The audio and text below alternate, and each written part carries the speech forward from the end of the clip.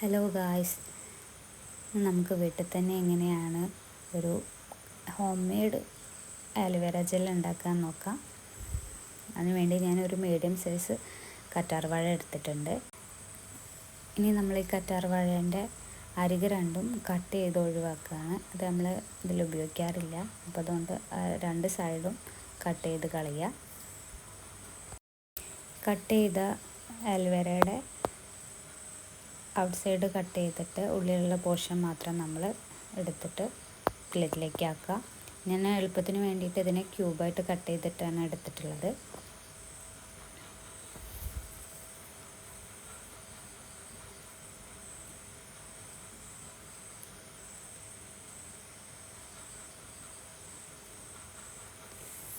രണ്ട് പീസ് നമുക്ക് കട്ട് ചെയ്തെടുക്കാം.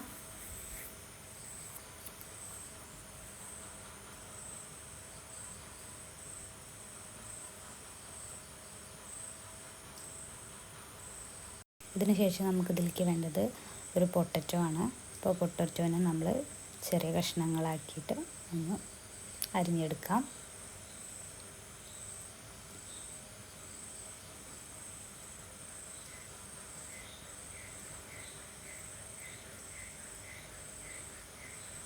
നമ്മൾ നേരത്തെ അരിഞ്ഞു വെച്ച ആ കറ്റാർ വാഴ നമുക്കൊരു മിക്സിയുടെ ജാറിൽ ഇട്ടിട്ട് നന്നായിട്ടൊന്ന് അരച്ചെടുക്കാം.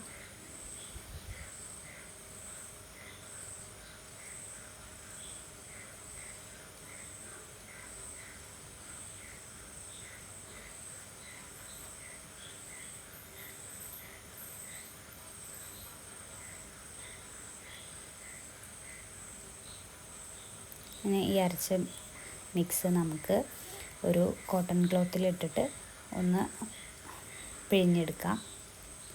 ഇതിന് നീര് മാത്രം മതി നമുക്ക്. അപ്പോൾ അത് ഒരു വെള്ളത്തുണിയിൽ നന്നായിട്ടൊന്ന് അരിച്ചെടുക്കാം.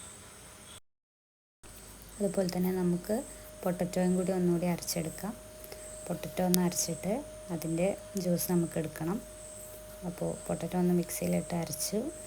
ഇനി ഇതും നേരത്തെ നമ്മൾ ആലോവേര ജെൽ അരച്ച പോലെ തന്നെ ഒരു വെള്ള തുണിയിലിട്ടിട്ട് നന്നായിട്ട് പിഴിഞ്ഞ് അതിൻ്റെ നീര് മാത്രം എടുക്കുക. പൊട്ടറ്റോ നമ്മൾ സ്ക്യൂസ് ചെയ്ത് കഴിഞ്ഞാൽ ഇത് ഇങ്ങനെയായിരിക്കും അതിൻ്റെ മിക്സ് ഉണ്ടാവുക. അപ്പോൾ നമ്മൾ ഒരു മണിക്കൂർ ഇതൊന്ന് റെസ്റ്റ് ചെയ്യാൻ വെക്കുക. അപ്പോൾ അതിൻ്റെ സ്റ്റാർച്ചൊക്കെ അടിയിൽ അടിഞ്ഞിട്ടുണ്ടാവും. നമ്മൾ ആലോവേര ജെൽ ഡബിൾ ബോയിൽ ചെയ്യാനാണ് പോകുന്നത്.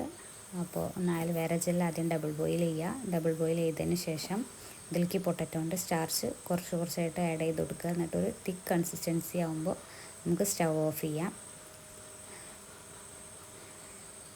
ഇത് വിറ്റമിൻ ഇ ക്യാപ്സ്യൂളാണ്. നമുക്ക് ഒന്ന് പൊട്ടിച്ചിട്ട് ഈ ജെല്ലിലേക്ക് മിക്സ് ചെയ്ത് ബോട്ടിലാക്കി സൂക്ഷിക്കാവുന്നതാണ്. മാക്സിമം 2 ആഴ്ച വരെയൊക്കെ നമുക്കത് ഫ്രിഡ്ജിൽ സൂക്ഷിക്കാവുന്നതാണ്. അപ്പോൾ ഈ വീഡിയോ ഇഷ്ടമാവുകയാണെങ്കിൽ ലൈക്ക് ചെയ്യുക, ഷെയർ ചെയ്യുക, സബ്സ്ക്രൈബ് ചെയ്യുക. Thank you all.